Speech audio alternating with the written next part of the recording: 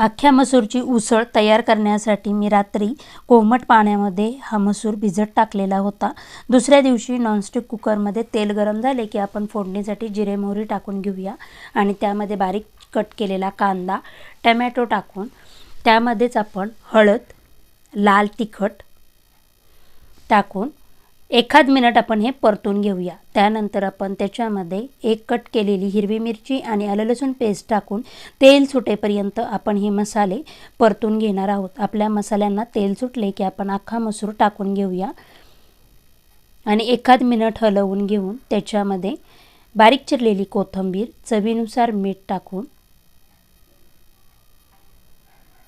1 glass पाणी टाकून मी कुकरला एकच शिट्टी काढून घेणार आहे आणि कुकर आपला थंड झाला की तुम्ही पाहू शकता आपल्या अख्ख्या मसूरची उसळ तयार झाली आहे।